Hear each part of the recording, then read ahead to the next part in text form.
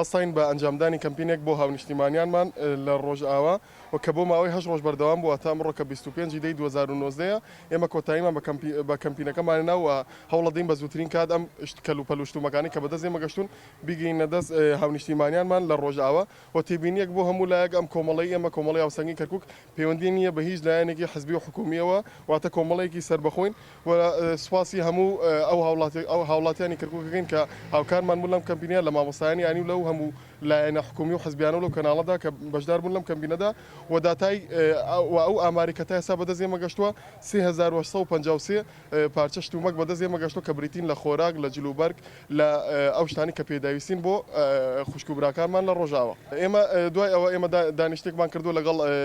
برادرانمان لە مانگی سووری کوردی و ڕێکەوتنێکمان کردووە لەگەڵ ئەوانە کە ئیشەڵا بە زووترین کات